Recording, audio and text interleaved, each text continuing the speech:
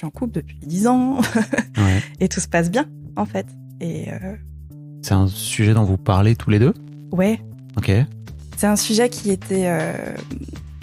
je pense qu'on n'a pas évolué au même moment là-dessus non plus. Aujourd'hui, il sent que s'il me dit non, je vais faire la gueule. Mais est-ce Ouais, que compliqué. ça remet peut-être même votre couple en cause ou Non. pas à ce point ? Non, pas à ce point, parce qu'on sait que depuis qu'on s'est rencontrés, que tous les deux, qu'on veut des enfants un jour, mais pourquoi maintenant, en fait, on est bien ? Et en fait, le vrai truc, c'est pourquoi faire cette folie, quoi ? Pourquoi plonger, pourquoi tout déséquilibrer ? Je pense que c'est vraiment ça le truc où je me pose vraiment la question de la maternité, je crois que c'est ça. Pourquoi tout foutre en l'air ? Exécuté par qui ? Fabrice Florent. Bonjour, bonsoir, bon après-midi à toutes et à tous et bienvenue dans ce nouvel épisode d'Histoire de Daronne, le podcast où chaque mardi à partir de 6h du matin, je donne la parole à une mère pour lui faire causer de son expérience de la maternité sous tous les angles. Je suis Fabrice Florent, je produis des super podcasts d'interviews et de discussions. En tout cas, moi, je les trouve super.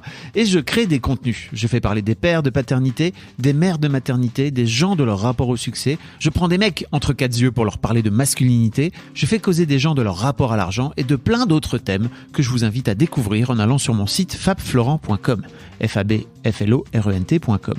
Si vous aimez cet épisode, vous pouvez aller écouter la bande-annonce du podcast pour en découvrir plus sur mon travail et mes autres podcasts. Si vous aimez mon travail, vous pouvez m'offrir un cadeau en échange en me soutenant financièrement et ainsi me donner un peu plus de sérénité en vous abonnant par exemple à mon Patreon ou en m'envoyant de l'argent sonnant et trébuchant.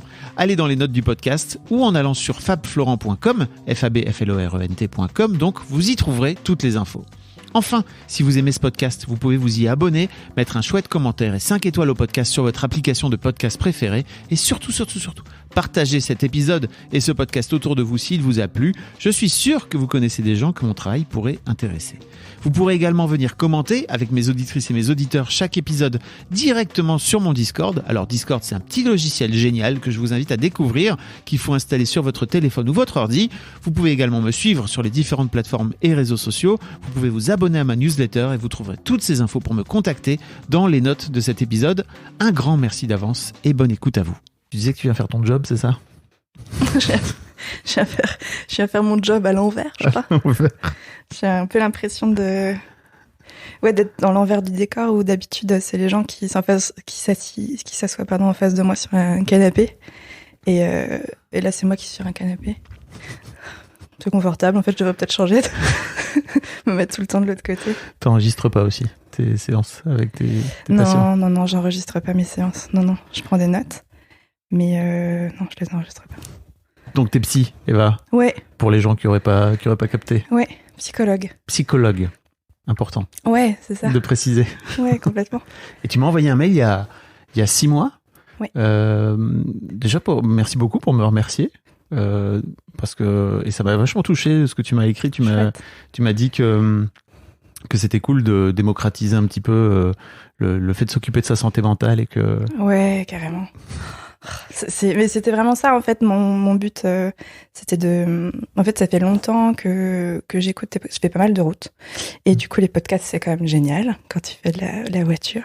Ça permet de pas t'endormir. Donc, ça, tu vois, je te disais dans le message, ça m'a sauvé la vie plus d'une fois, je crois, parce que du coup, j'étais en train d'écouter des gens plutôt que de m'endormir sur la route.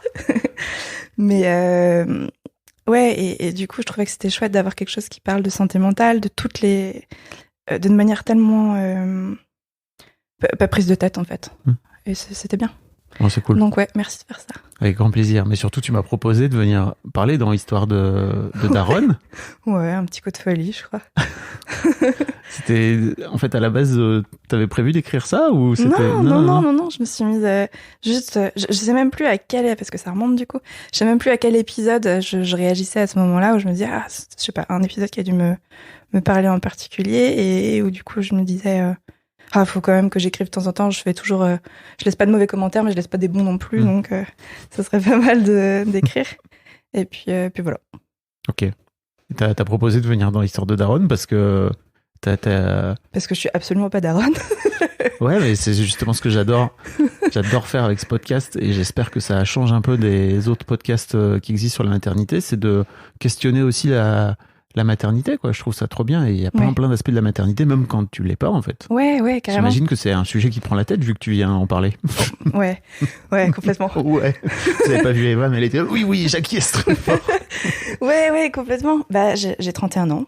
Et comme m'a dit mon gynéco il y a quelques semaines, oui, il est temps de s'y mettre. Waouh. Voilà, ça va. Vraiment. Ouais. T'as sorti ça de but en blanc comme ça. Ouais, parce que je lui disais aussi, je lui demandais, mais comment ça se passe? Si demain je vais être enceinte, est-ce qu'il faut que je prépare un truc? Et donc, elle me dit, ouais. C'est bien que vous y pensiez. Mais en me regardant, genre, dépêche-toi, ma cocotte, parce que. Waouh. Donc, je sais qu'il y a ce truc-là qui est hyper présent, mais en même temps, c'est pas. Moi, j'ai l'impression qu'il y a une urgence, mais pas. Elle est pas forcément sociétale chez moi. Enfin, c'est pas. J'ai pas l'impression que la société me courait après en me disant fais un enfant. C'est plus. C'est plus, je pense, un rapport à moi et l'avancée de ma vie, quoi. Ok. La mort. Elle vient d'en perdre son casque.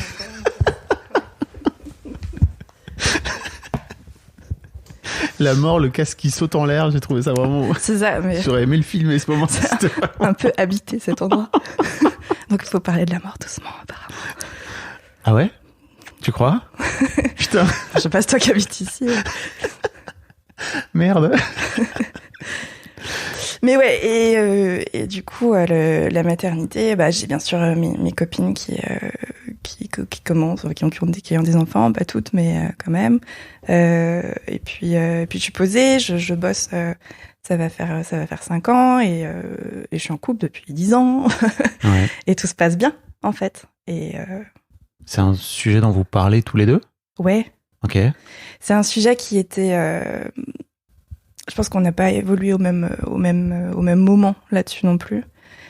Aujourd'hui, il sent que s'il me dit non, je vais faire la gueule.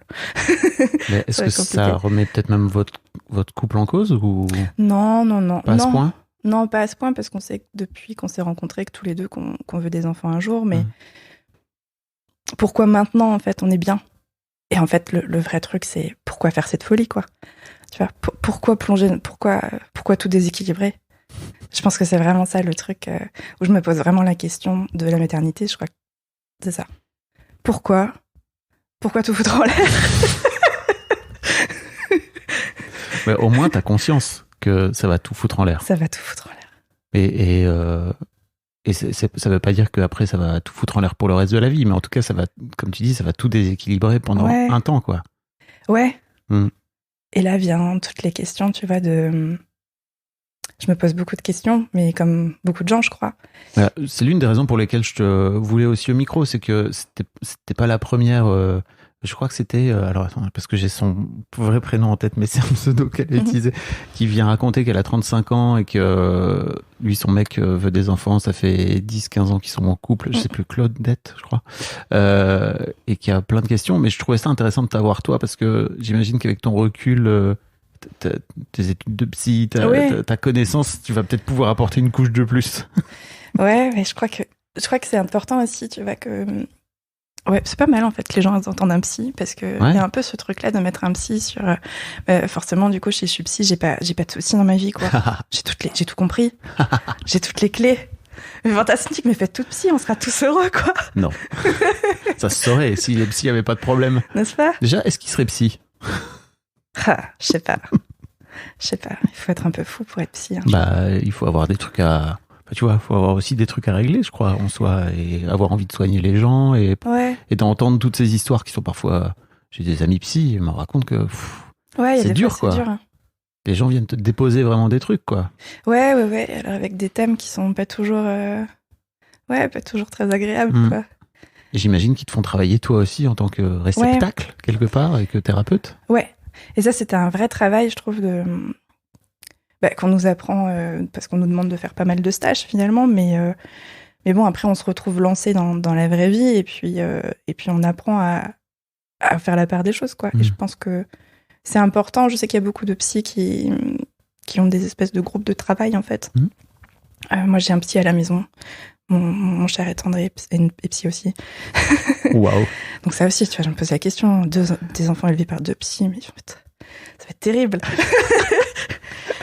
C'est très marrant parce que ça me fait penser à un truc. Je suis en train de lire un bouquin pour interviewer le mec, tu sais.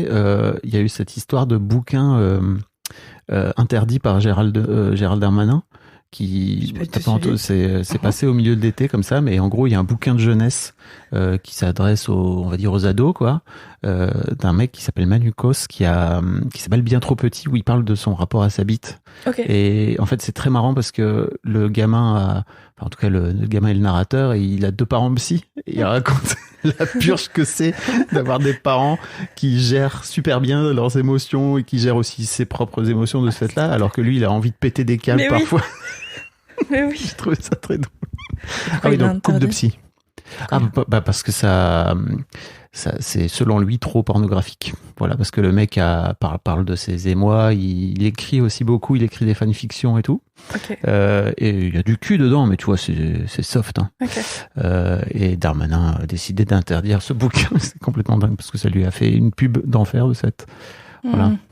Gérald va voir un psy, il y a quelque chose qui va pas. Alors, je sais pas vraiment si nos dirigeants vont voir des psys, mais ça serait bien, je crois, globalement. Ouais, hein. Ça serait sympa. Et puis même depuis tout petit, c'est-à-dire qu'il faudrait que ça démarre. Apparemment, souvent, les présidents disent « Moi, je serai président de la République ». Toi, si tu dis président de la République, direct. C'est clair, cellule de crise, direct. C'est vrai, il faudrait créer un truc. En thérapie, trop de pouvoir. Ok, allons-y, allons voir ce qui se passe. Ça aussi, faut être dingue pour pouvoir faire ce job.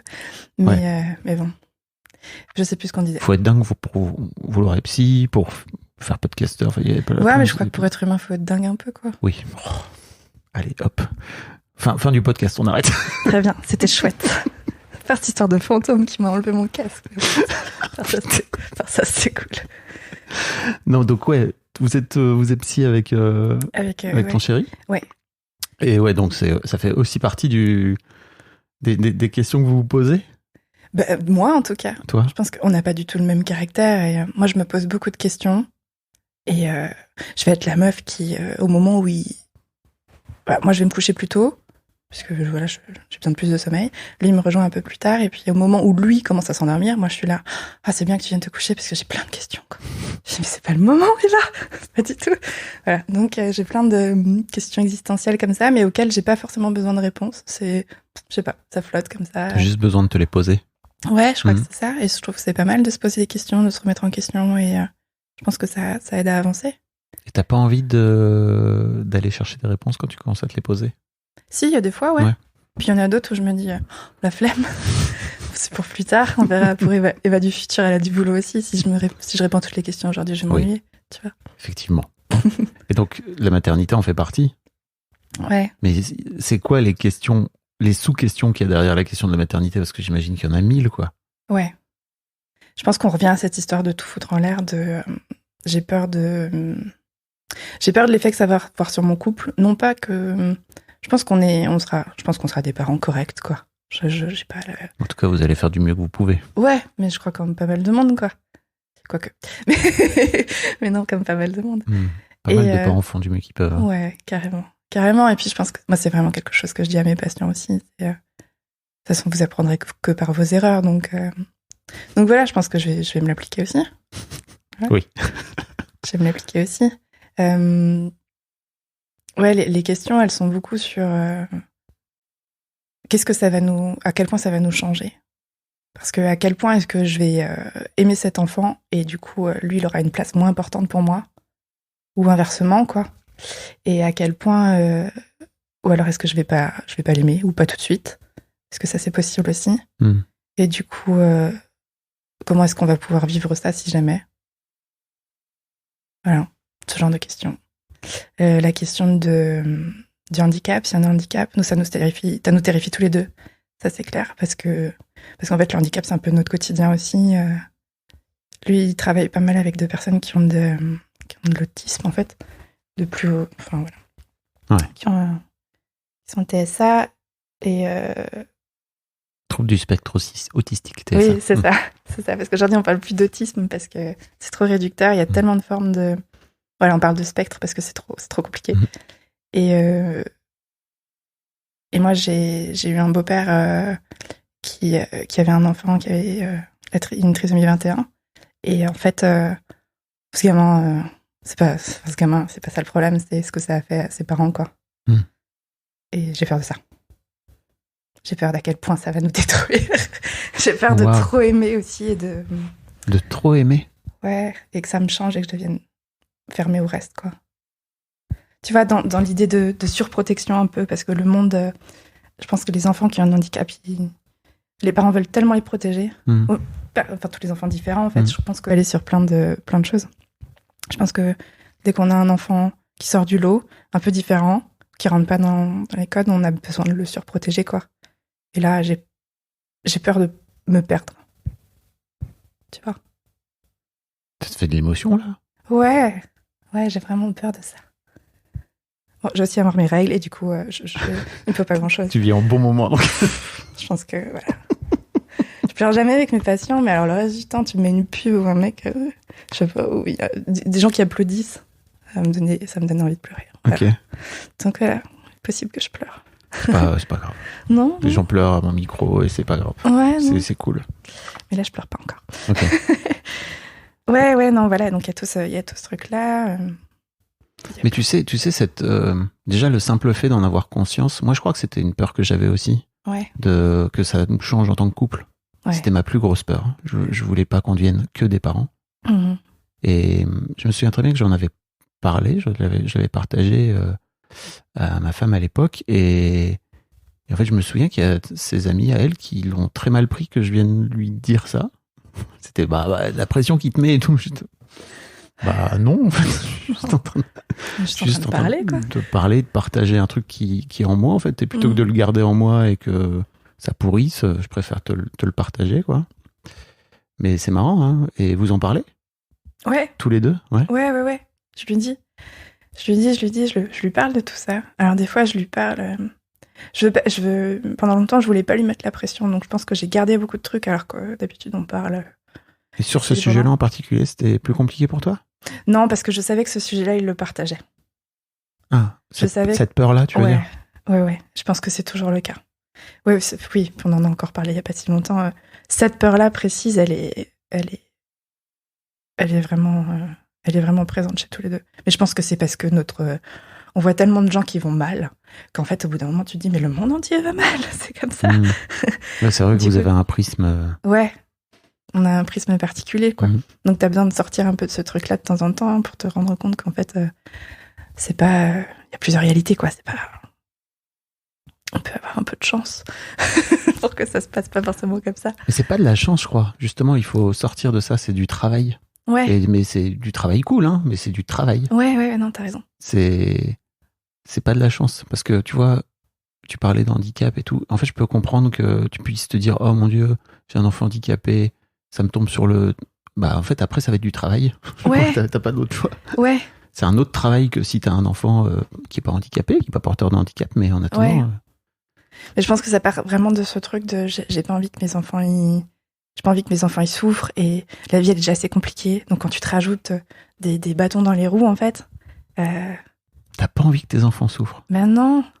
Mais tu le sais pourtant que c'est la seule façon de oui. réussir. Mais je pense qu'ils vont s'en sortir. Ouais. J'ai peur de ça aussi, de me dire qu'à partir du moment où j'aurai des gamins, je pourrai plus avoir une...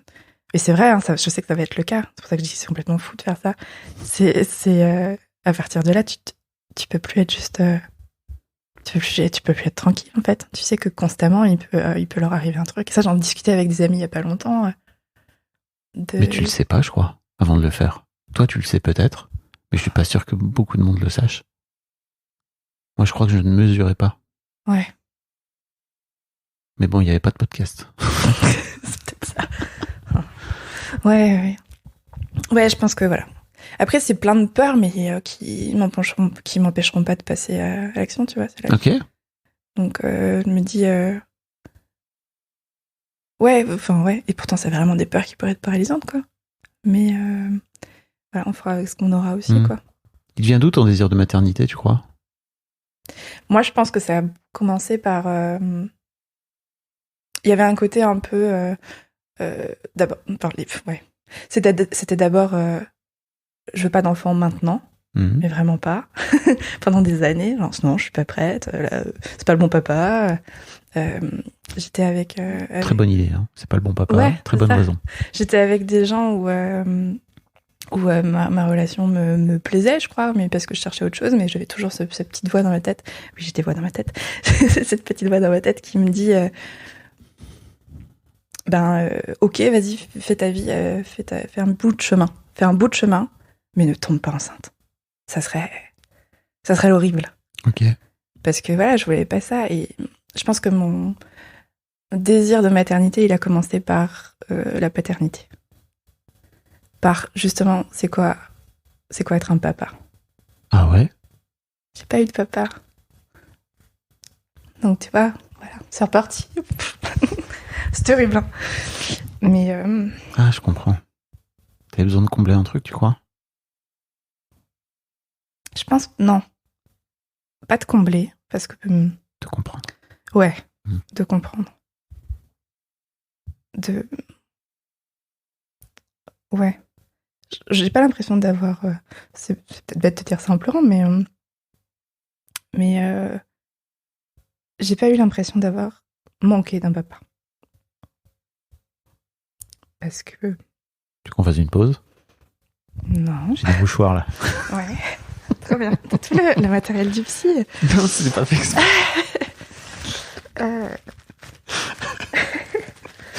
C'est Poppy qui m'a offert, c'est la fondatrice de Poppy qui m'a offert cette boîte, et depuis je l'ai là, et en fait, depuis que je l'ai, j'ai de plus en plus de gens qui pleurent. Mais je pense que t'as pas de mouchoir, tu peux pas pleurer. Donc, tu vois, c'est une autorisation de ton subconscient, sûrement. Ouais, alors, pour la petite histoire, moi, j'ai eu un papa parce que on me l'a décrit. Mon père, il est décédé quand j'étais toute petite. J'avais 11 mois. Waouh. Et je pense que... On a le temps, hein. Ouais. Tu peux prendre le temps. Ouais. J'en parle rarement, en fait. Parce que j'en plaisante beaucoup. Mon conjoint, il adore casser l'ambiance quand on est avec des amis et faire une blague du genre... je sais pas, j'en ai plus qui vient là, mais en disant mais de toute façon toi t'as pas de père, tu peux pas comprendre quoi. Mais vraiment des trucs juste pour casser parce qu'il sait que voilà j'ai un humour assez noir et j'ai pas de soucis du tout avec ça, mais du coup ça met tout le monde mal à l'aise, ça fait beaucoup rire tous les deux. Mais bon voilà. Mais derrière l'humour il y a aussi de la tristesse, non? Ouais, il y a je pense que en fait voilà, on m'a décrit cet homme-là comme étant mon papa. On m'a toujours dit que c'était quelqu'un de fantastique. On me l'a... Quand tu dis on, tu parles de ta mère? Ma mère et ma famille, en fait. Okay. Parce que voilà, j'ai une famille qui est très présente et qui a fait, du coup... je pense qui a comblé ce vide. Parce qu'ils étaient là, quoi. Et... il va y avoir des bruits de mouchoirs dans le micro. Faudrait couper ça. Non. Merde. Je sais plus ce que je disais. Oui, du coup, ils m'ont toujours décrit un homme formidable. Voilà. Et du coup, je trouve que décrire un homme formidable et te dire juste après, mais bon, il est plus là. Ah, c'est dur. Ouais, c'est pas chouette. J'aurais préféré... Non, je crois pas. J'aurais pas préféré que ça soit un connard, mais... En même temps, il est mort tellement jeune que... qu'on sait pas ce qu'il serait devenu, quoi. Mais bon, voilà. Du coup, on m'a décrit cet homme-là, et... Il y a un peu un mythe, c'est ça, qui s'est créé? Ouais. Et du coup, c'est pas le manque d'un papa, c'est le manque d'un espèce de rêve qui a pas existé, quoi. Ouais. Et c'est dur de t'imaginer un père normal, entre guillemets, c'est ça? Ouais, je crois. Après, j'en ai eu des exemples, du coup. Et c'était peut-être pas les... Des exemples? Bah, du coup, ma maman, après, elle a trouvé des mecs, c'est ça? Oui, enfin, elle a eu... J'ai eu 2 petits frères. Donc, ça, c'était top. Et je pense que c'était important pour elle que j'ai justement des frères. Tu vois, que c'était important que je grandisse pas seule. Et puis pour elle aussi, hein, je pense qu'elle était très jeune finalement, hein, quand tout ça s'est passé. Donc voilà.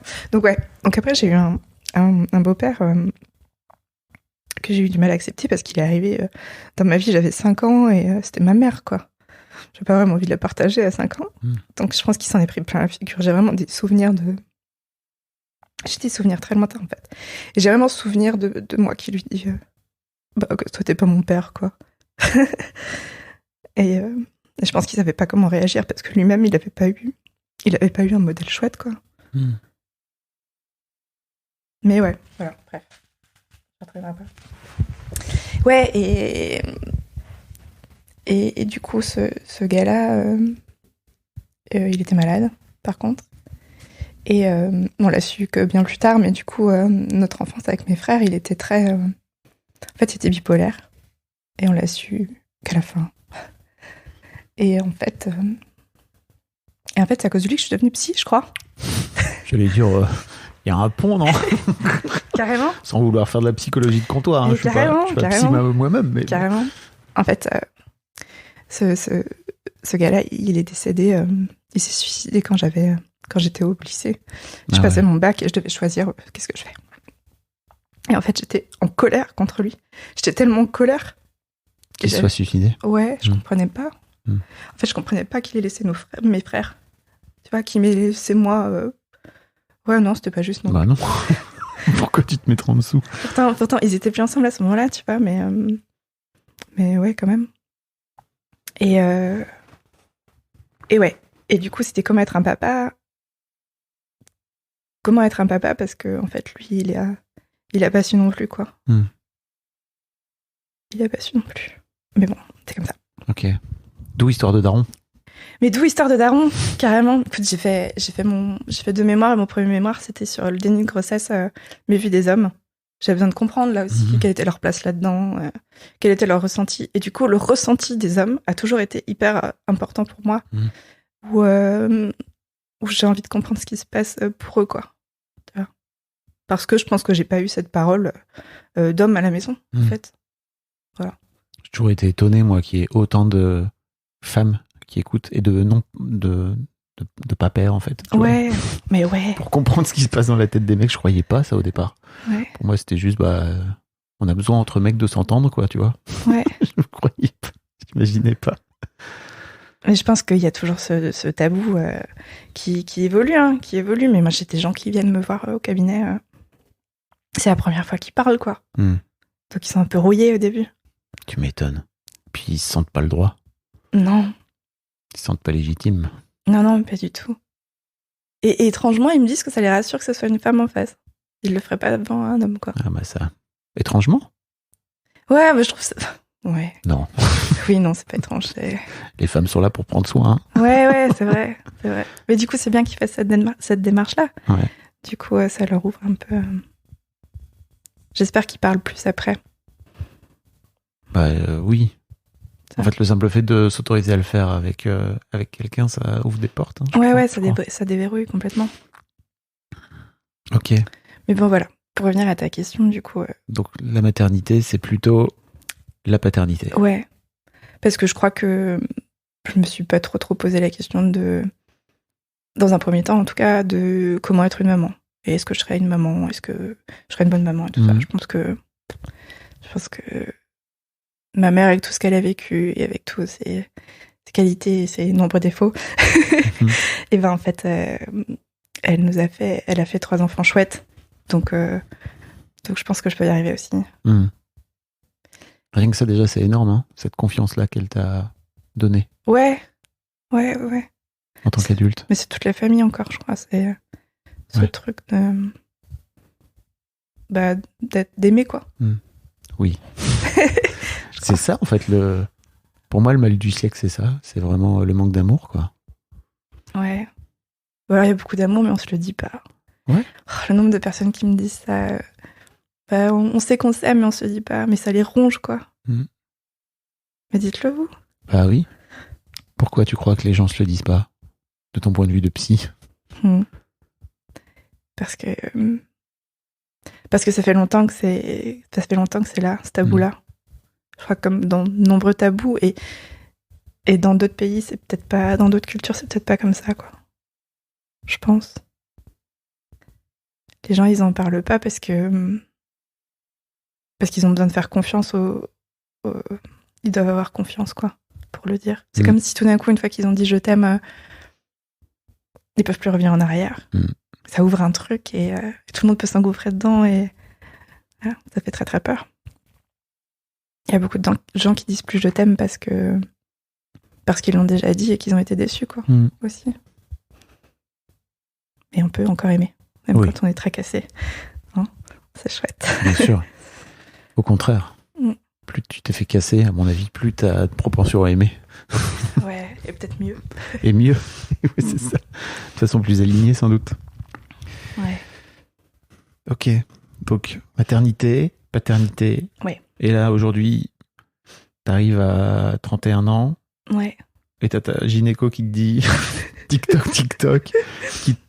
C'est bizarre, quoi. Déjà, rien que ça. Ça a pas l'air de t'avoir choqué plus que ça. Non, parce que je m'y attends. Ça fait quelques années que je peux plus boire un verre d'alcool sans qu'on me regarde. Genre, zut, elle boit de l'alcool. Ouais. Zut, elle boit de l'alcool, vraiment. Bah ouais, il y a une espèce de pari, je pense, à un moment donné. Avec vos amis et tout, c'est ça? Ouais, même si c'est pas très présent encore. Mais c'est là. C'est là. Parce que j'ai pas des amis ils sont pas chiants, quoi. Ils sont pas, ouais, ils vont pas avoir des paroles déplacées. Puis on est tous un peu dans le même bateau, finalement. Mais c'est un peu voilà. Je crois que c'est ça. C'est qu'en fait, on est tous dans le même bateau. Ouais.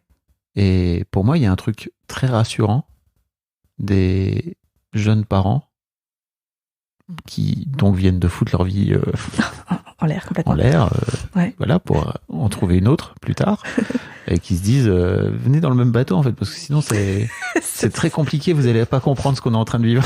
C'est ça. Allez, venez. Et tu vois, tu disais tout à l'heure au tout début, je crois que c'est très interne aussi, ce désir de maternité et tout, mais je crois que souvent on sous-estime la puissance de l'instinct grégaire de l'être humain, quoi. Ouais. Ouais. Après, c'est clair que je peux pas m'enlever cette idée de la tête que voilà, mon corps il est ce qu'il est et qu'en fait les années passent et que les probabilités augmentent ou diminuent en fonction de ce qu'on regarde. Et en fait, ça c'est une réalité aussi. En fait, c'est une réalité que mon corps il va pas non plus encaisser de la même manière aujourd'hui que dans 10 ans, que mon sommeil sera pas impacté de la même manière. Et là, je crois que j'aurais dû faire ça 10 ans plus tôt, du coup, parce que c'est trop tard. Mais... Non. 20 ans. T'es un bébé. Oui, t'es vraiment... Ça t'amène c'est un autre chemin, quoi, tu vois. Mais... Ouais. Je suis tellement contente d'avoir attendu. Ouais, et en même temps, j'imagine les femmes qui ont été mamans à 20 ans, ça amène d'autres choses, quoi. Ouais. T'es adulte, t'as des gamins adultes à 40 ans, quoi. En fait, c'est pas du tout une critique de gens qui font des enfants plus tôt, c'est juste moi, en tant que personne, j'étais pas au top de qui je suis et de qui je pourrais être, quoi. Je suis pas sûre que je sois encore, mais... Parce que tu l'es aujourd'hui, ouais, on l'est jamais. Non, heureusement. Heureusement. Mais en tout cas, non, j'étais un bébé encore. Ouais. Donc ouais, il y a un peu il y a un peu de présence sociale quand même si elle est pas verbalisée, quoi. Ouais. Bon, quand même. Comme ma grand-mère, mes grands-parents qui vieillissent, je sais que ça serait important pour eux et que ça serait important pour moi, en fait, de partager ça, de leur présenter au moins le premier. Bon, après les 7 autres, on verra, mais je rigole. C'est surtout pour mon conjoint, je rigole. Elle l'a dit, hein. Vous l'avez entendu ici en premier, hein. Oh non, vraiment pas. Non, mais je sais pas, tu disais que tu faisais des blagues à propos de ton père qui était mort, et puis après, il y a une forme de vérité qui est sortie derrière. Moi, maintenant, je prends vraiment je prends avec des pincettes tout ce que tu vas me dire sous forme de blague. Hein. Merde, bon, je vais arrêter les blagues. Non, s'il te plaît, n'arrête pas les blagues. Ouais, j'ai de nouveau perdu le fil. Ouais, tu disais qu'il y a tes grands-parents qui... Ouais, mes grands-parents vieillissent. Ma maman, elle fait de temps en temps des sous-entendus un peu... voilà, ma belle-mère aussi, de temps en temps. Je crois que c'est plus eux qui ont hâte. Du côté de ma mère, dans ma famille, je suis l'aînée. Et j'ai une de mes cousines qui m'a dit de toute façon, tant que tu te lances pas, nous on se lance pas, quoi. Incroyable. Ils sont tous beaucoup plus jeunes et elle m'a dit ça en rigolant aussi. Mais c'est vraiment un jeu de con, quoi. Tu vois, c'est vraiment... Je dis bon, bah d'accord. Mais ouais. Il n'y a pas encore de petits-enfants dans notre famille, des deux côtés en fait, du côté de mon père et du côté de ma mère. Et je pense qu'il y a un truc un peu de... Bon allez les grands, allez-y, parce que nous les anciens, on aimerait bien, quoi. Mais c'est pas juste. Bah non.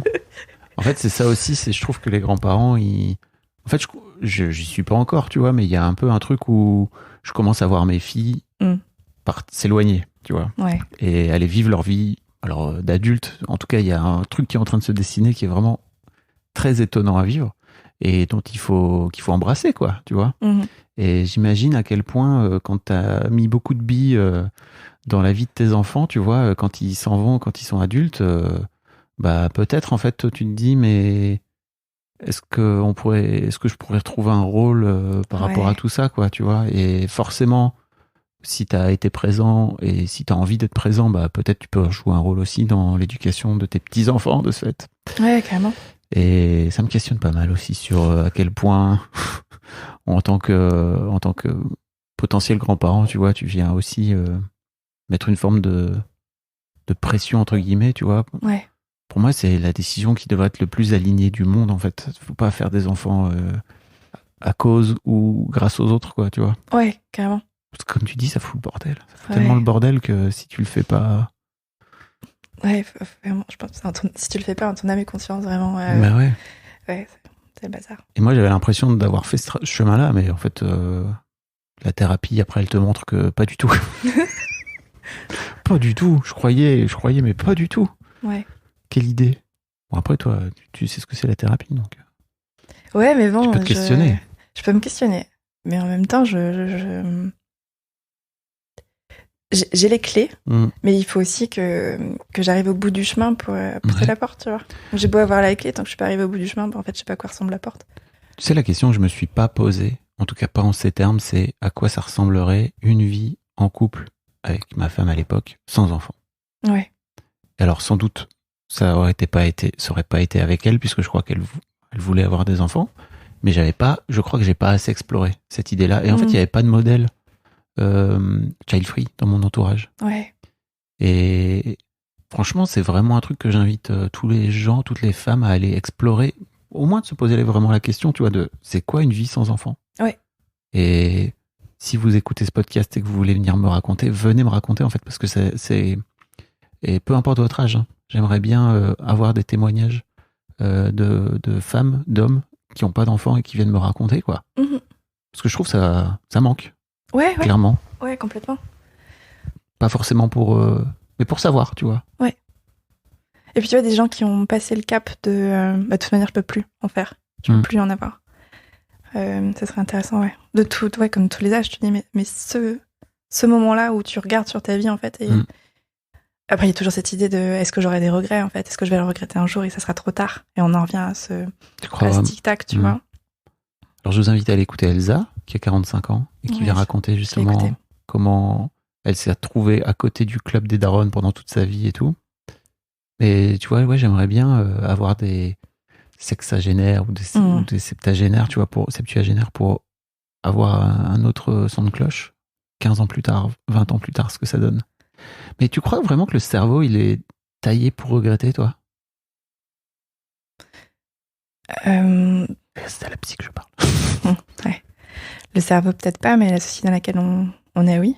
Et du coup, l'un dans l'autre. Ouais, si, on te balance...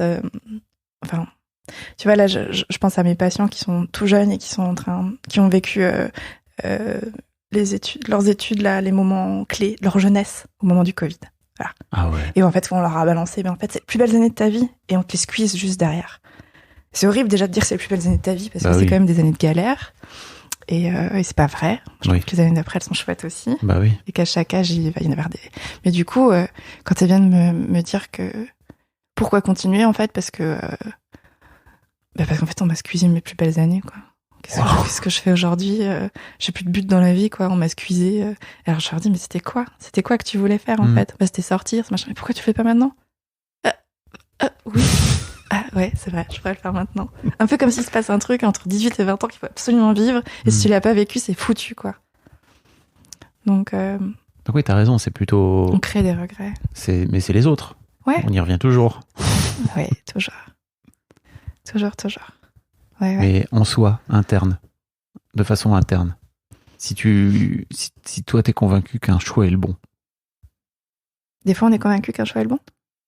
Franchement, ouais. Moi, je me suis retrouvé dans des positions... Je vais donner un tips. En 2012, ça fait déjà 7 ans que Mademoiselle existe. Et ça fait, on va dire, 5 ans que je me dis qu'il faudrait que j'ouvre des bureaux à Paris parce que, en fait, sinon, la boîte, elle va vivoter. Et que, en fait, un média national à Lille, ça marche pas. Les gens te prennent pour un média régional tout le temps, quoi, tu vois. Donc, ça vient, sous-estimer un peu le projet par rapport à l'idée que j'en avais. Et en fait, en 2012, je prends cette décision de me dire, ok, je vais ouvrir des bureaux à Paris. Ce que ça veut dire, c'est que je vais bosser la moitié du temps là-bas.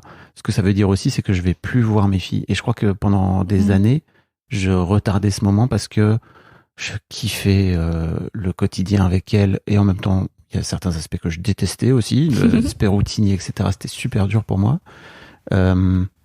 Et tu vois, de plus avoir le bisou du soir, de plus pouvoir leur dire c'était vraiment le truc pour moi le plus dur, le plus déchirant. Mais j'ai fini par le faire parce que je me suis dit, ok, imagine-toi dans 10 piges. Et je crois que c'est vraiment un très bon tips parce que j'ai entendu un mec l'utiliser aussi et le donner comme conseil. Je me suis dit, bon, donc je l'ai fait de façon un peu empirique, quoi, tu vois, mais je me suis dit, imagine-toi dans 10 ans, tes filles, elles auront, donc c'est aujourd'hui, quoi, tu vois, genre 14 et 16 ans, elles seront adolescentes et en fait, elles vont te chier dans les bottes parce que c'est l'adolescence, quoi. Est-ce que tu seras capable de ne pas leur en vouloir si tu sacrifies, entre guillemets, ton projet pour rester avec elles? Et en fait, je crois que j'aurais été incapable. Je crois que vraiment, je leur en aurais voulu si elles m'avaient pas dû ça, si elles n'avaient pas été redevables, alors qu'elles avaient rien demandé, quoi. Tu vois. Ouais. Et franchement, j'aime bien maintenant, quand j'ai des décisions difficiles, me dire, ok, et ton toi dans 10 ans, est-ce qu'il sera ok avec cette idée? Et en fait, aujourd'hui, c'est compliqué, ça a été compliqué, et ça l'est toujours avec mes filles, mais je suis tellement aligné. Et quand elles viennent me dire, t'as pas été là, je leur ai dit, ouais, c'était dur, mais en fait, c'était important pour moi de le faire à ce moment-là. Et aujourd'hui, je suis là. Ouais. Mais je crois que tu as raison, il y a une part de... De toute manière, les parents qui se sacrifient pour leurs enfants, il faut pas Enfin, leurs enfants, ils ont rien demandé, quoi. Et ça leur fait porter un poids aux enfants après. Moi, ça, je le vois souvent aussi au cabinet. Tu m'étonnes. En fait, qu'est-ce que je dois à mes parents? Ça a toujours été... Et pourtant, ils ont vécu des... Enfin, des fois, c'est des parents qui ont été maltraitants, qui ont été... qui n'ont pas été tendres, quoi, sur plein de choses. Et ce truc de... Oui, mais ils ont toujours tout fait pour nous. Définit tout, quoi. Et alors, ils ont fait ce que eux pensaient être le mieux, en effet. Mais aujourd'hui, t'es en train de me dire que tu sais pas s'ils t'aiment, que tu sais pas si... que t'as jamais rien partagé avec eux, quoi. Et du coup, eux, ils sont... Eux, quand... Enfin... Ouais, donc ces gens-là aussi, parce que j'ai l'autre côté, ceux qui ont tout donné pour leurs enfants et qui continuent à le faire, ils disent, j'ai pas de regrets parce que c'est ce qu'il fallait faire. Donc, est-ce qu'on a vraiment pas de regrets?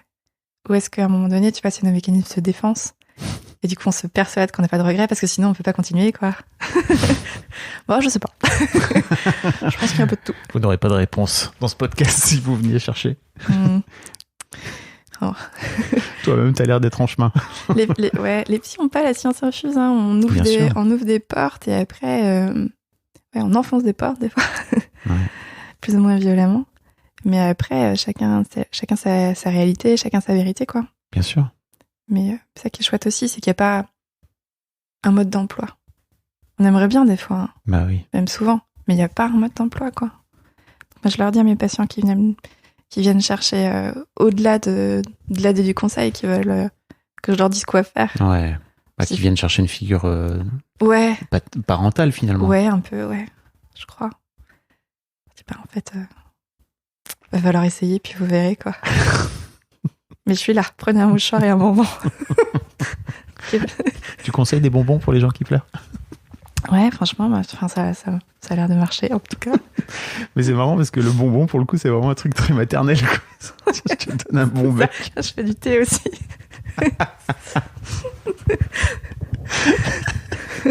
Ouais, putain.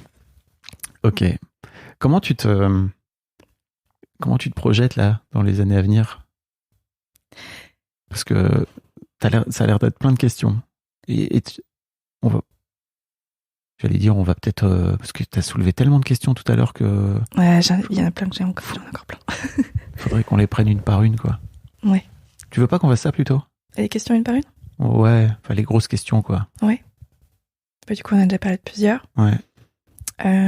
Mon corps, qu'est-ce qu'il va devenir? Bah, quand même, et ça fait très peur, je trouve, en tant que femme aussi. Donc pareil, j'ai écouté pas mal de podcasts sur comment ça se passe, en fait, dans ton corps et après. Je crois qu'il y a ça, il y a l'après, quoi. Ah, au-delà des cicatrices, en fait. Et qu'est-ce que ça va changer? Parce que voilà, aimer son corps, c'est pas toujours facile, mais si en plus après il y a un côté un peu irréversible, tu vois, je peux pas, en fait, on peut pas me dire et je peux pas me préparer totalement à il va se passer ça, peut-être qu'il y aura aucune séquelle, mais peut-être qu'il y en aura. Et je vois vraiment ça comme des séquelles, vraiment de quelque chose, quoi, d'un accident un peu, enfin, parce que c'est pas rien de porter un enfant. Ouais. Et c'est pas rien de le mettre au monde. Ouais. Je crois qu'on sous-estime un peu le trauma pour le corps qu'est l'accouchement, quoi. Ouais, j'ai de la chance d'avoir des copines qui m'ont raconté en détail. Merci, non merci. Je crois les deux. Elles t'ont raconté aussi le postpartum et ce qui se passe après. Ouais, et puis là encore, tu vois, le fait d'être psy, encore une fois, j'y reviens, mais je trouve que c'est un super boulot aussi parce que tous les jours, j'ai des gens qui me racontent des choses et où je suis obligée de me poser des questions, justement. Et je suis obligée de me regarder en face et de me dire, pour pouvoir les aider eux, je suis obligée de moi de me regarder en face et de me dire, ah ouais, et toi alors là-dedans? Et alors ça n'interfère pas du tout dans le moment avec les gens, je sais très bien faire la part des choses entre eux et moi, mais je peux pas juste fermer les yeux et me dire, eux il leur arrive ça, mais toi en fait, voilà, je vais être au clair avec moi-même, quoi. Je trouve ça trop simple, en plus, pour pas projeter trop tes peurs, je trouve que c'est important, dessus sur justement, il faut que je sache où je vais pour... Ouais. Et du coup, ouais, ce passage de la grossesse, est-ce que je vais apprécier ça? Parce que je sais qu'il y a des femmes qui ont apprécié ce moment. En même temps, je pense que c'est le seul moment où je vais avoir le droit d'être vraiment grosse. Et ça, peut-être que je vais aimer. Incroyable. Tu vois, de pas avoir besoin de rentrer le ventre. Non, c'est bien, je trouve. Tu te sens obligée de rentrer le ventre? J'ai pris pas mal de poids ces dernières années et j'ai un peu de mal à le perdre, carrément du mal à le perdre. Et en fait, je suis pas totalement bien dans mon corps actuellement. Et du coup, j'ai aussi ce truc-là de là aujourd'hui, je fais des efforts pour essayer de perdre du poids à des endroits que j'aimerais bien, parce que voilà, c'est vraiment ma vision de moi à moi, de mon corps et où je suis toujours, je me vois pas comme je peux me voir sur les photos. Et en fait, quand je vois des photos, je me dis, ah, ça me convient pas. Mais dans le quotidien, je me vois différemment, quoi. Donc, c'est pas particulièrement handicapant, même si, dans certaines situations, quand même. Et ouais, du coup, je ne veux pas du fil. Ce truc de prendre du poids, de pas forcément pouvoir le perdre après. Je me pose même la question de pourquoi faire des efforts maintenant alors que dans quelques mois j'ai peut-être tout bousillé, quoi. Waouh. Et puis là aussi, je crois que mais les médecins, il faut vraiment que vous fassiez un peu psycho, quoi. J'ai un de mes médecins il y a quelques années qui m'a dit que si un jour, j'y pensais pas forcément à ce moment-là d'ailleurs, être enceinte, donc merci de penser pour moi, c'est de me dire, en fait, le jour où vous voulez des enfants, ce serait bien que vous perdiez un peu de poids avant. Parce que sinon, ça va être plus compliqué après. Et en fait, aujourd'hui, je vois certaines de mes amies qui ont plus de poids que moi ou qui ont des enfants et ça va très bien, quoi. Mais ouais, merci les médecins. Ouais. Mais ouais, donc voilà, qu'est-ce que ça va faire en moi? Est-ce que ça va... j'ai pas mal de soucis de dos depuis des années. Et je me dis, comment je vais réussir même à porter un enfant, en fait. Donc ouais, gestion de la douleur, avoir un intrus à l'intérieur de soi et de pas pouvoir s'en débarrasser, quoi. Donc je sais pas ce que ça va faire dans mon corps, je sais pas ce que ça va faire dans ma tête. J'ai à la fois hâte de vivre le truc parce que je pense que ça doit être génial pour certaines choses. Et en même temps, des fois, j'ai envie de claquer des doigts et d'avoir un berceau à côté de moi. Et super, j'ai eu un enfant sans être enceinte, quoi. Ça existe aussi, hein. Et en même temps, j'ai quand même envie de vivre ce truc. Donc encore une fois, pourquoi tout bousiller, quoi.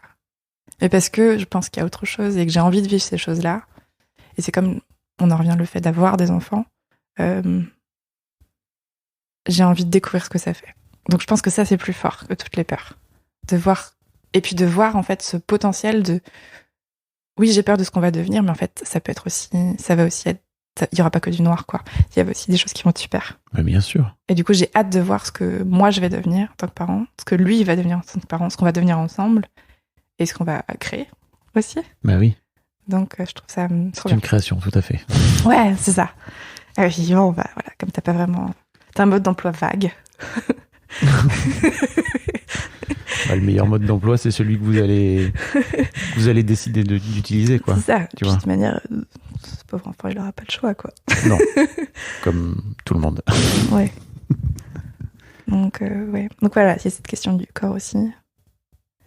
J'ai envie de poser là un petit message pour tous les darons qui peut-être écoutent. Ne sous-estimez pas le changement que ça fait chez les femmes et qui est souvent pas du tout verbalisé en plus. Donc c'est dur de le verbaliser. Donc n'hésitez pas à en rajouter une couche de je te trouve belle. Parce que je crois que ça fait du bien. Ouais, carrément. Puis je pense qu'il faut pas s'attendre non plus en tant qu'homme, faut vraiment se poser ces questions-là aussi, quoi. On peut pas s'attendre à ce que ça soit comme avant. Mais pour tout, en fait, là, on parle pas seulement du corps de leur compagne, on parle de tout. Et je pense qu'il y a vraiment un truc de... Je sais pas, peut-être parce que tu le vis pas dans ton corps, ou parce que c'est pas parlé, ou parce que... je pense que c'est beaucoup ça, d'ailleurs. Oui, ou que... c'est très en creux. Ouais. Pas des choses dont on cause. C'est un peu... oui, voilà, elle est enceinte 9 mois, et puis après, on reprend notre vie, quoi. Non, en fait, c'est la fin de ta vie, le début d'une autre, quoi. Donc, je pense que c'est important d'en avoir conscience. Et peut-être que la femme, elle, qui a le temps de se préparer dans le corps, justement, et qui voit ce truc progressif, elle peut-être... Puis même là, avant même que tu le sois, tu vois, t'as des tas de questions, et je crois que c'est vraiment des questions qui animent beaucoup plus les femmes que les hommes. Ouais, mais parce qu'il faut qu'on se prépare, ça va se passer dans notre corps, quoi. Ouais, ça serait chouette si on pouvait faire un mi-temps, tu vois. Ah, mais moi, ça fait partie de mes prises de conscience de... Je vivrai jamais ça en tant qu'humain, en fait. Et ça a été un vrai petit deuil, tu vois, à faire, de me dire, ah ben ok, c'est pas un truc que je vivrai jamais, quoi. Ouais, mais ça, bizarre. J'essaye de mettre à votre place et de me dire, Et du coup... Bon, je vais pas me plaindre, hein. Tu vois, en tant que mec, franchement, il y a ma femme qui était en train d'accoucher, j'étais là, je crois pas du tout que j'ai envie d'être à cette place. En revanche, vraiment, je suis très bien là où je suis. À aucun moment. C'est clair. Et en même temps, la puissance qu'elle a montrée, c'est une forme d'admiration dingue et de waouh. Mais en fait, ça aussi, je serais incapable de faire preuve de cette puissance-là, en fait. Ça en dit long sur ma propre capacité à pas endurer ce qu'elle a enduré, tu vois. À faire. Eh ben moi, je vais rester dans mon coin, je serai très bien avec ma petite bite, là. J'ai rien fait du tout. Ça en dit long aussi sur les hommes, quoi, tu vois. Ouais. Je trouve. En tout cas, moi, j'ai vraiment ressenti ça très fort en mon corps, tu vois, à ce moment-là. Et du coup, tu vois, pour moi, j'ai aussi ce truc je me pose la question de comment est-ce que je vais pouvoir lui faire partager ma grossesse, parce que lui, il va s'impliquer. Ça va être chouette aussi, mais c'est comment lui faire vivre le truc. Alors maintenant, il y a pas mal de choses qui... Ça s'est vachement démocratisé, ça aussi, tu vois. Je crois. Donc c'est chouette. C'est vraiment chouette. C'est moins chelou. Quoique, je sais pas. Est-ce qu'il y a des mecs dans les séances de préparation à l'accouchement? J'en sais rien, en fait. Nous, on était 2 sur 12. Pas tant que ça, hein. Il n'y en a pas tant que ça. Bon, après, c'est en journée et tout, donc je sais que c'est... Il faut réussir à Ouais. avoir le job qui te permet de pouvoir, quoi, tu vois, mais... Ouais, et puis je pense qu'il y a un truc aussi de... Et là, le côté médical doit aussi inclure l'homme un peu plus encore. Je pense qu'ils le font déjà plus. Ça, c'est chouette. À l'accouchement, tout ça, il y a voilà, vraiment un truc avec l'enfant. Mais avant ça, il y a ce côté un peu sacralisation de la femme enceinte. Et pas de la femme en tant que telle, ça aussi, c'est une question, j'en parlerai après. De la femme enceinte. Et en fait, toi, à côté, bah ouais, tu fais un peu potiche, quoi. Bah, Et ça, je pense que c'est hyper violent. plante verte. Mais en même temps... C'est bien oui. d'être une plante verte. Bah non, c'est pas ça, c'est que c'est bizarre en tant qu'homme. Il y a un côté... ça vient mettre de l'humilité en toi. Et en même temps, il y avait, moi je me souviens très bien, il y avait un peu un truc de c'est trop injuste, tu vois, de Calimero. Et en même temps, avec le recul, je me dis, mais ça t'a fait beaucoup de bien aussi, juste, tu vois, que ce soit ta femme qui soit mise en avant à ce moment-là. Ouais. Mais c'est vrai que ça serait cool de le dire. Ouais. Tu vois, ça serait cool de le dire et aussi d'en parler, quoi, tout simplement. Ouais. Mais tu vois, un truc bête, pourquoi les hommes, ils n'ont pas le droit d'avoir un lit à l'hôpital, même juste à côté, tu vois, et qu'ils doivent dormir dans un fauteuil. C'est idiot. Enfin, c'est des trucs bêtes, mais en fait, c'est l'arrivée d'un enfant pour tous les deux, quoi. Et ouais, voilà, bref. Moi, je suis pour l'égalité homme-femme, mais du coup, dans les deux sens, quoi. Je trouve qu'il y a plein de choses où l'homme n'a pas accès. Et il est temps qu'il prenne sa place aussi là, quoi. Donc, ce serait chouette. Et c'est un gros travail, hein. Les mecs sont pas vraiment partants pour ça, donc. Ouais. Il faut pas hésiter à dire, et voilà, si vous êtes des mecs. Mais ça fait peur. Ouais, il faut dire aux mecs qui resteront des mecs, même une fois qu'ils auront dit ce qu'ils ont à dire, quoi. C'est quelque chose. Ouais. Donc on en revient à qu'est-ce que c'est un homme, et ça, c'est un autre podcast. C'est intéressant aussi. Oui, tout à fait. Histoire de mec, si vous l'avez pas. Tu me disais, c'est aussi un autre sujet tout à l'heure dont je voudrais parler. Tu parlais de la place de la femme, c'est ça? Et pas de la femme enceinte, mais de la femme. Ouais. Je pense qu'il y a ça, c'est des amis, des patients qui m'en ont parlé aussi, où du coup, je me suis dit, ah oui, c'est vrai. La place de la femme pendant la grossesse, qui est une place, un peu... Voilà, tout le monde te regarde un peu, te met... Enfin, voilà, et à partir de te met sur un piédestal, et au moment où t'as accouché... bonjour, je suis là, et en fait, je vais pas bien, et donc là, on en revient au postpartum et tout ça. Enfin, il y a un vrai truc, pas juste non plus, quoi. Il y a pas de... même, j'ai des amis qui ont fait des fausses couches, ça aussi, autre question, qui ont fait des fausses couches, et en fait, il y a... Bah voilà, c'est fait, rentrer chez vous, quoi. Bah, vous l'avez perdu. Bah, vous en ferez un autre. C'est horrible. Bon, on revient à la santé mentale, pour le coup. Ouais, et cette non prise en compte. Tu vois, là, quand je faisais mon mémoire sur le déni de grossesse, il n'y a pas de soins psy proposés. Ah ouais? Que dalle. La nana, elle arrive parce qu'elle a mal au ventre et elle accouche, alors qu'elle savait pas qu'elle était enceinte. Il n'y a rien qui est proposé derrière. Enfin, c'est aberrant, quoi. Je me dis, c'est fou quand même. Et c'est que des trucs comme ça. Où je me dis, pourquoi? Enfin, moi qui suis psy, je comprends pas pourquoi il y a un tel tabou aussi autour de ça, parce que je sais que c'est facile à dire, parce que moi, voilà, la parole, elle est plutôt libérée, quoi. Et que je fais sauter les tabous petit à petit. Et du coup, ça me semble simple, parce qu'une fois que t'en as verrouillé un ou deux, tu te dis, bon, en fait, c'était pas grand-chose, suffisait de le dire, quoi. Tu vois, j'ai un peu l'impression que ça a changé avec le Covid. Qu'il y a une telle crise, là, et qu'on est encore dedans, hein, je crois. Qu'on voit de plus en plus d'articles dans les médias. Enfin, pour moi, je mesure un peu à ça, quoi. Ouais, mais là, il y a une vraie prise. Je pense que voilà, le gouvernement, encore sans prendre plein la gueule, mais il faut qu'il se bouge un peu. Pendant le Covid, il y a eu... c'est un exemple parmi tant d'autres. Hein, il y a eu une ligne d'écoute où on pouvait appeler si on avait des soucis, avec des psychologues. C'était vraiment... La pub, c'était ça, des psychologues H24 et tout. Ils étaient tous bénévoles. Jamais, en fait, il n'y a pas un centime dépensé dans la santé mentale. Et donc, voilà. Moi, j'ai une amie médecin en hôpital psy, il ferme des lits tous les jours, quoi. Donc, en fait, il y en a de plus en plus des gens. Et oui, on en parle de plus en plus. Et voilà. Donc, c'est un vrai truc. On en parle, mais on met pas les moyens. comme dans d'autres sujets. Hein. Oui, bien sûr. Mais du coup, on peut pas en parler, les choses là, parce qu'après, c'est déverrouiller des trucs. Enfin, c'est ce que je dis à mes patients aussi. Quand ils viennent, il faut qu'ils soient prêts. Parce que moi, je vais pas aller fouiller dans leur passé un truc, ouvrir et les laisser comme ça, quoi. C'est pas juste. C'est pas. Il faut qu'ils soient prêts avant d'ouvrir les vannes. Et je pense que c'est pareil là. Si on est dans un truc de bien-être, en fait, si on met pas ce qu'il faut derrière, on est en train de créer un mal-être énorme. Alors qu'au final, il y avait pas grand-chose, quoi. Bah oui. Voilà. Donc on crée aussi des choses qui par manque de moyens, quoi. Voilà. Petit coup de gueule. Ouais. Petit moment coup de gueule. T'as d'autres peurs liées à la maternité ? Ouais, je pense. Faut que je refasse le tour de tout ce que je disais, mais ouais, je me pose la question de comment tu fais pour élever un enfant.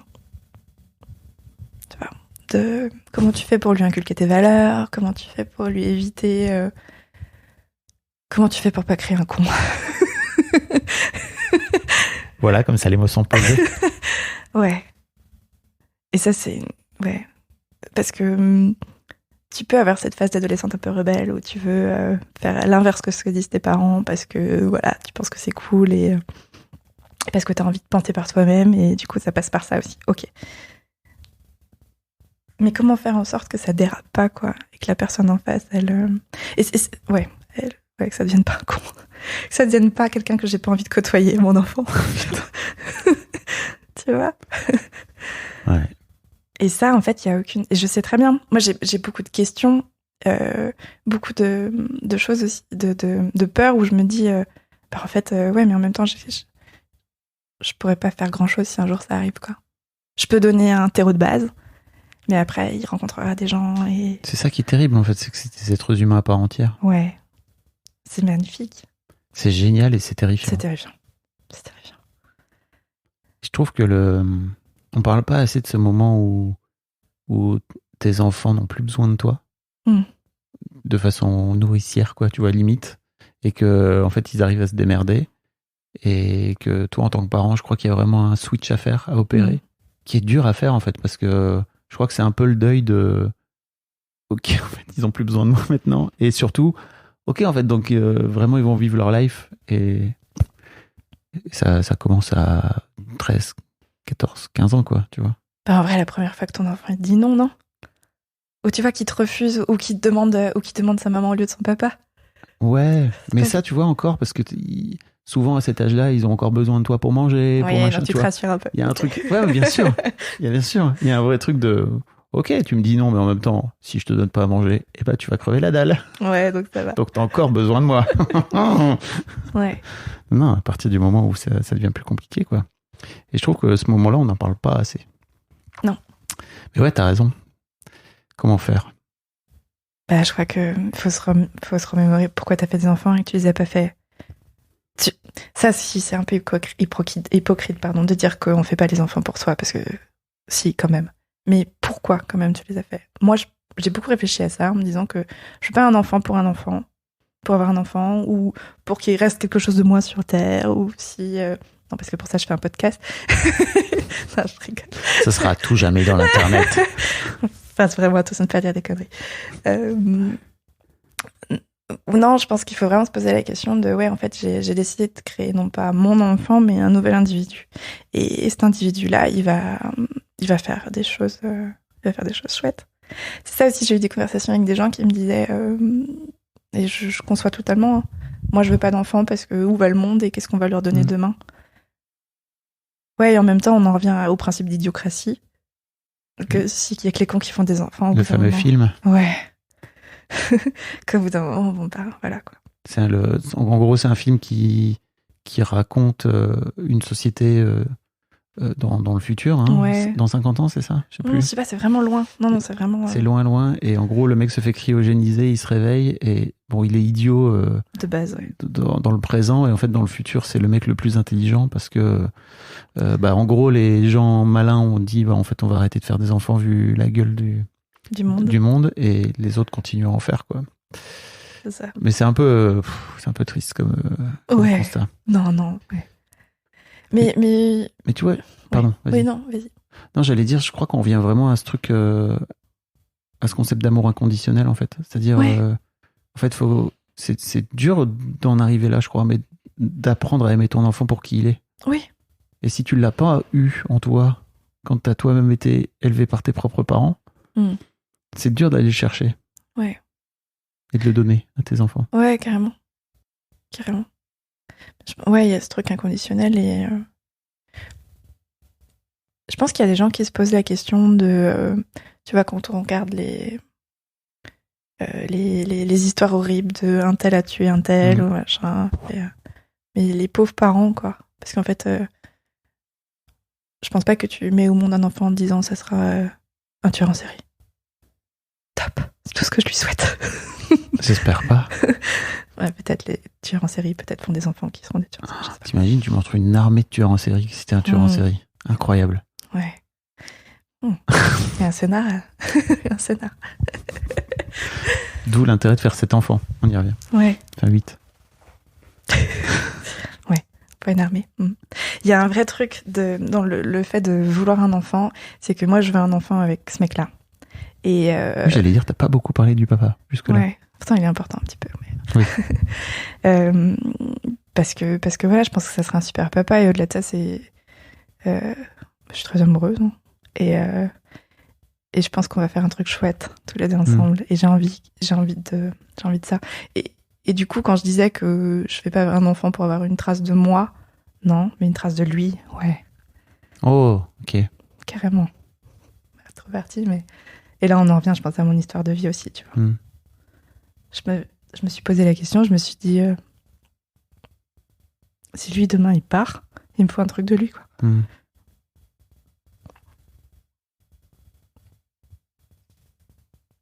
Donc voilà. Bien sûr. Et je lui ai dit.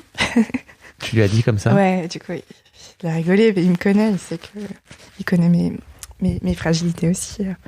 Et du coup, il y a quelque temps, il m'a dit qu'en fait, il comprenait, parce qu'il avait eu cette pensée aussi, et sans avoir vécu la même vie, en fait, tu te dis quand t'aimes tellement quelqu'un, tu veux juste pas qu'il disparaisse, quoi. Et comme c'est possible, bah on en revient voir cet enfant, s'il y a 7 modèles de lui, je vais m'en sortir, je peux en perdre quelques-uns. Ça n'était donc pas une blague. Oh non, je dis pas, mais 7 enfants, non. T'as l'impression quand tu parles que c'est le Moyen-Âge, tu sais qu'il y a 50% de perte d'enfants, t'en fais 7 pour en garder 3, quoi. C'est ça. Peut-être. Tu sais, le monde demain, on sait pas. Waouh.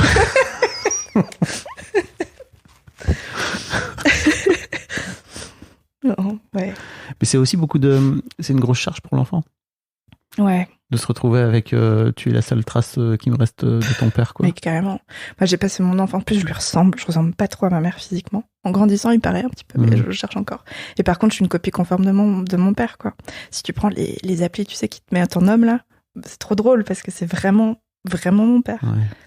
Ouais. Et du coup, moi, ça a toujours été, tu vois, mes grands-parents, côté paternel, ils me présentaient vraiment sur, c'est la fille de son père, quoi. Bonjour, j'ai un prénom, en fait, et une vraie personnalité derrière, parce que j'avais le droit juste à des gens que je croisais, quoi, d'être présentée. Bah voilà, oh, elle ressemble à son papa, hein. Point, fin. Horrible. Arrêtez de faire ça. Ouais. On peut le dire, hein, n'hésitez pas. Ouais, c'est ça. Franchement, et si je lui ressemblais pas, je serais pas sa fille. Enfin, tu vois, il y a un vrai truc de... Donc voilà. Et puis... Vas-y. Je me dis, pour eux aussi, ça a dû être compliqué d'avoir cette version de lui. Bien sûr. Tu vois, qui continue à grandir. Et après, voilà, ils sont très contents, hein, mais ouais, je suis un peu son fantôme, quoi. Waouh. Un peu. C'est une grosse projection, quand même. Je trouve, ouais. Mais je crois que par moments, c'était un peu ça. Je crois que par moments, c'était... Il y a des fois où ils m'ont dit plus tard, hein, les adultes, hein, où mes cousines m'ont dit que leurs parents avaient dit que... Enfin voilà, c'était non... on va pas la reprendre alors qu'elle a fait une connerie, même si je m'en suis pris quand même, hein. Mais on va pas la reprendre parce que la pauvre petite, elle a pas de papa, quoi. Bon, ça va. Je m'en sors bien, quoi, pour quelqu'un qui a pas de papa. Et je crois que c'est pas tout. Et là, moi, où j'en suis, ça me fait penser... je passe du coq à l'âne, mais c'est parce que ça me fait penser à autre chose. Là où j'en suis aujourd'hui, là, dans ma déconstruction aussi de qu'est-ce que c'est un homme, qu'est-ce que c'est une femme, qu'est-ce que c'est un papa, qu'est-ce que c'est une maman. Aujourd'hui, j'en suis plus du tout à cette idée de il faut un papa et une maman pour avoir des enfants. J'ai complètement déconstruit ce truc-là. C'est juste que dans ma manière d'être, oui, dans ma vie, il y aura une maman et un papa. Oui. Mais du coup... Femme hétéro, tu veux dire? Ouais, voilà. Donc, ouais, voilà. Et du coup, je trouve que ça aide, ça m'a vachement aidé aussi de me poser toutes ces questions-là de genre. De me dire, mais en fait, finalement, j'ai pas besoin d'avoir un papa pour pouvoir être pleinement moi. Il me manque pas un bout, en fait. Tu vois? Ouais. Donc voilà. J'allais te demander justement, est-ce que le fait de te projeter en tant que maman, il y a un truc qui se répare aussi à ce moment-là? Je sais pas. Je pense que ça, je le saurai après. Tu vois? Je pense que je le saurai après. Et en même temps, je me suis posé la question du nom, du coup, tu vois, et j'ai quand même ce truc important, et je suis encore en train de me poser la question pourquoi est-ce que c'est important pour moi de transmettre son nom à lui? Tu vois? Je me suis même dit, en deuxième prénom, pourquoi pas? Pourquoi? Tu vois? Donc c'est quand même là. Il y a quand même une histoire de transmission, il y a quand même un truc, voilà. J'aurais voulu te connaître, en fait, et je vais peut-être t'offrir ça, finalement. Tu vois? Oui, mais tu vois, de la même façon que pour moi, ça appartient pas à ton futur enfant. Bah non. Trop intéressant, hein? Bah ouais. Ouais, c'est fou. Et en même temps, voilà, c'est plein de questions en suspens où je me fais mes propres réponses et où je pense que ça va évoluer. Et j'ai aussi hâte de ça, d'avoir un enfant et puis je sais que ce sera pas pareil si on en a un deuxième, quoi. Que ça sera d'autres choses à revisiter. Mais en fonction de la personne, de l'individu que j'aurai en face de moi. Mais j'ai hâte de ça, de savoir en fait qui je vais devenir. Ça me terrifie, mais j'ai hâte. Parce que je crois que ça sera beau, quoi. Et c'est pour ça que je veux un enfant aussi. C'est parce que là, j'ai l'impression c'est pas d'être incomplet. Je pense que je pourrais continuer ma vie comme ça, qu'on continuerait à être bien, en fait, et on ferait d'autres choses, et ça serait cool. Mais j'ai envie d'expérimenter ce truc-là. Donc, voilà, je vais faire des expériences. Ouais, et comme tu l'as dit au départ, en fait, la meilleure façon d'apprendre, c'est ce que tu dis à tes patients, c'est de se tromper, quoi. Ouais. Donc j'essaierai de me tromper en limitant les dégâts, mais... Ouais. Tu feras du mieux que tu peux. Ouais. Comme nous tous. Ouais. Carrément. J'ai envie de te poser la question de... Est-ce que tu as réfléchi à ce que tu as envie de dire à ton futur enfant dans 10 ans, s'il écoute ce podcast? T'imagines ce truc? C'est ouf. Ouais. C'est pas fou de l'avoir pas entendu cette question pourtant, mais... Range ta chambre. Très bien. Non. Avec tes 5 frères et sœurs. C'est ça. Désolée d'ailleurs, le 7e est en route. Mais non, vraiment quelque chose plus de... j'espère que... Ah ouais, on n'a pas parlé de ma mère.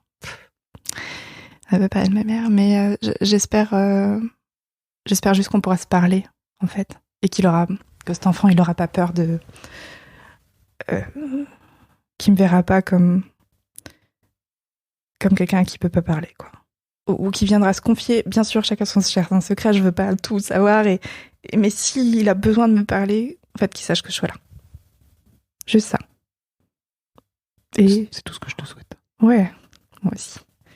Ouais. Voilà. T'allais dire? Je t'ai coupé. Non, que ouais, j'espère juste être... j'espère être assez bien.